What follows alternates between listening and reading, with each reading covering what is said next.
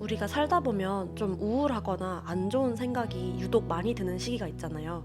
일이 잘 안 풀린다든지, 큰 고민거리가 생겼다든지, 미래가 불확실해서 불안하다든지 그런 시기들이요. 저는 특히 일어나자마자 아침에 그런 감정이 가장 많이 올라오더라고요.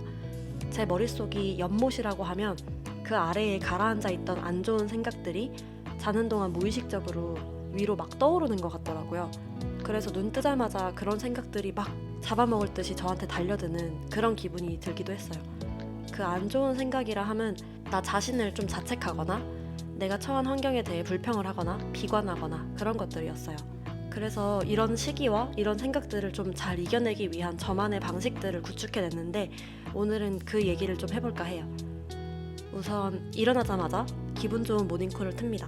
온갖 우울한 그 존재론적 고뇌가 나를 괴롭히고 가지치게 하면서 더 커지고 더 어두워지기 전에 노래부터 일단 틀었어요.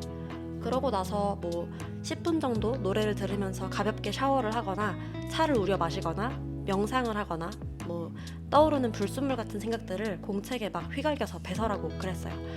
이렇게만 해도 즉각적으로 단기적으로는 좀 나아지더라고요. 그럼 장기적으로는 어떻게 하면 좋을까요? 우리 모두에게는 그 머릿속에 못된 목소리가 하나 있는 것 같아요. 이전 영상에도 한번 말씀드렸었는데 미국의 코미디언이자 배우인 에이미 폴러는 그 목소리를 디문, 악마라고 부른다고 해요. 나를 가장 많이 괴롭히는 건 어쩌면 나 자신이 아닐까 싶어요. 우리가 살다 보면 못된 목소리가 커지는 시기가 있잖아요. 그 못된 목소리는 나를 향하거나 혹은 나의 밖으로 향하거나 하는 두 가지 방향으로 나눠볼 수 있을 것 같아요. 제가 최근에 인사이드 아웃 2를 봤는데 사춘기가 된 라일리의 자아에 나는 부족한 사람이야, 나는 이기적인 사람이야, 나는 나쁜 친구야, 이런 식으로 자기를 비하하는 목소리가 등장해요. 그리고 그 생각을 강화하는 안 좋은 상상들을 막 하는 장면이 나오거든요. 이제 막 중학교를 졸업하는 라일리가 그런 걱정을 하기 시작하는 거죠. 고등학교 가서도 친구 한 명도 안 생기고 중요한 시합도 망치고 평생 혼자 외롭게 늙어 죽고 하는 그런 극단적인 상상들이요. 저도 그런 상상 되게 많이 하고 그랬거든요. 그래서 되게 공감이 되는 장면이었어요. 근데 그 상황에서 기쁨이가 등장해서 일이 너무 잘 풀리는 상상, 행복한 상상을 막 해요. 근데 실제로 이런 연습이 정말 많이 도움이 되는 것 같아요. 적어도 저한테는 그랬거든요. 내가 지금 못하고 있는 거, 나한테 부족한 부분, 이런 것만 계속 생각하다 보니까 그 시기에 쓴 일기장도 좀 나에 대한 비난으로 가득 차 있더라고요. 근데 상황이 안 좋아질 수도 있다면 최소한 그만큼의 확률로 상황이 좋아질 수도 있는 거잖아요. 그리고 사람은 자기가 많이 생각하는 게 뭔지에 따라서 그날의 기분도 크게 달라질 수 있고 또 전반적인 삶의 방향성에도 영향을 받을 수 있는 것 같아요. 마치 어떤 신발을 살까 말까 생각하고 있을 때 유독 그 신발을 신는 사람들을 거리에서 많이 보게 되는 것처럼 내가 많이 하는 생각이 나의 현실에까지 실제로 영향을 미친다고 저는 믿거든요. 그러니까 좀 의식적으로라도 균형 있게 좋은 생각들을 좀 충전해주는 게 저에게는 많이 도움이 됐었어요. 우선 머릿속에 못된 목소리가 나를 향해서 커질 때 그게 자기에 대한 비난과 자책, 괴롭힘이 되는 것 같아요. 이럴 때는 나 자신을 칭찬하는 연습이 크게 도움이 됐던 것 같아요. 한 연구에 따르면 자기 자신과 나누는 긍정적인 자기 대화가 스트레스와 불안을 줄일 수 있다고 합니다. 우리가 스스로 칭찬을 할 때 우리의 뇌가 도파민과 같은 화학 물질을 방출하는데 이렇게 하면 우리는 기분도 좋아지고 스트레스와 불안감도 낮아진다고 합니다. 실제로도 스스로를 칭찬하는 건 더 높은 자신감과 동기부여를 유발한다고 해요. 이런 건 굳이 연구 결과가 없더라도 진짜 딱 일주일만 해봐도 좀 바로 효과를 볼 수 있는 활동인 것 같아요. 제가 그랬거든요. 제가 주로 스스로를 칭찬할 때 어떻게 했냐면 잠들기 전에 밤에 침대에 누워서 하루에 딱 3개만 내가 오늘 했던 행동 중에 잘한 행동을 칭찬하는 거예요. 그거를 일기장에 적어도 되고 혹은 스스로에게 예약 문자로 매일 3개씩 스팸 문자처럼 보내도 되고요. 무의식적으로 나를 비난하는 건 사실 정말 쉽잖아요. 오늘 목표로 했던 거 다 못 끝냈다. 오늘 딴짓을 너무 많이 했다. 오늘 운동하기로 했는데 귀찮아서 못 나갔다. 이만큼 공부하기로 했는데 피곤해서 미뤘다. 오늘 갑자기 감정 조절을 못하고 폭발했다. 이런 것들이요. 근데 그런 생각을 멈추지 않고 계속 내버려 두다 보면은 어느 순간에는 한없이 내가 싫어질 수 있는 것 같아요.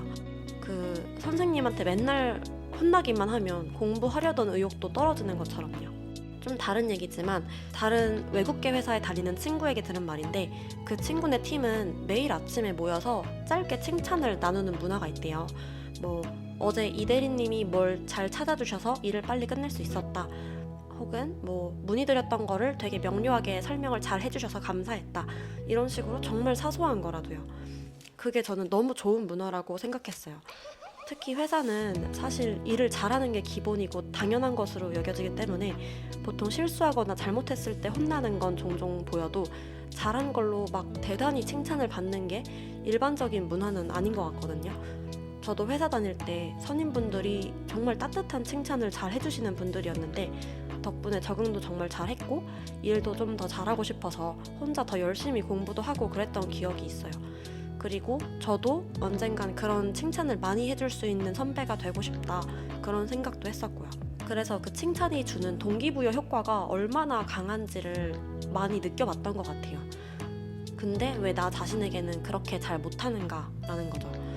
그러니까 최소한 이 무의식이 나를 비난하는 만큼만이라도 내가 잘한 사소한 것들에 대해서 좀 칭찬하는 습관을 키워보자는 거예요. 뭐 이런 게 있을 수 있겠죠. 나 오늘 밥 3끼를 잘 챙겨 먹었다. 나 오늘 화나는 일 있었는데 심호흡하고 차분하게 잘 대처했다. 오늘 방 청소를 했다.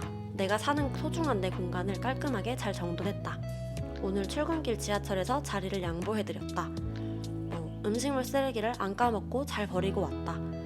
운동을 성공적으로 했는데 평소에 들던 무게보다 조금 더 들었다. 뭐 이런 일상적이고 자잘한 칭찬들이요. 분명히 내가 하루에 하는 많은 행동들 중에 칭찬해줄 행동이 있을 텐데 너무 일상적으로 당연스럽게 하고 있으니까 팍팍하게 지나치고 있지는 않을까 한번 되돌아보고 좀 칭찬해주는 것도 좋은 것 같아요. 두 번째로 제 머릿속에 나쁜 목소리가 이제 외부 환경에 대해 불평을 하기 시작할 때는 감사일기를 쓰는 게 정말 많이 도움이 되는 것 같아요. 앞에서 말씀드렸던 칭찬이 나에 대한 나쁜 생각을 정화하는 연습이라면 감사는 나의 외부 환경에 대한 나쁜 생각을 정화하는 연습인 것 같습니다. 제가 최근에 썼던 일기는 헬스장에서 어떤 그 친절한 분이 도구 정리하는 걸 도와주셨다. 또 지나가는데 어떤 분이 문을 잡아주셨다. 식당에서 밥을 먹는데 옆 테이블 꼬마가 와서 밝게 인사하고 애교를 부리고 갔다. 이런 걸 최근에 썼었는데 다시 읽으면 그 상황이 다시 떠오르면서 미소가 지어지더라고요. 그리고 그 밖에도 좀 내가 나에 대해 생각하는 좋은 기억들 있잖아요. 내가 스스로 좀 칭찬하고 싶고 아니면 자랑스러운 순간들을 기록해 놓는 것도 참 좋은 것 같아요. 가끔씩 자신감이 떨어지거나 위축될 때 나에 대한 좋은 인식과 그 근거들을 눈으로 확인하다 보면 좀 확실히 도움이 되더라고요. 예를 들어서 나는 좋은 친구야 라는 생각이 있으면 그런 에피소드들을 짜잘하게 적는 거죠. 뭐 친구 부탁을 흔쾌히 들어줬다. 친구들과 좋은 시간을 보내기 위해서 뭔가 모임을 주도해서 만들었다. 이런 에피소드들을 기록해 놓을 수도 있겠고 또 혹시 나는 운이 좋은 사람이야 라는 생각이 있다면 예약하려던 좋은 숙소에 막판에 자리가 나서 무사히 숙박을 할 수 있었다. 혹은 기대도 안 했던 어떤 모임에서 마음 맞는 좋은 친구들을 만나서 친해졌다. 혹은 혼자서 피크닉을 했는데 공원 관리하시는 분이 네잎클로버를 건네주셨다. 이런 것처럼 내가 어떤 사람이다 라는 생각을 좀 강화해주는 자잘한 에피소드들을 생각날 때마다 하나씩 모아두는 것도 참 재미있고 또 미래의 나에게 힘이 되는 것 같아요. 세 번째로 나를 기분 좋게 하는 것들 적어놓기입니다.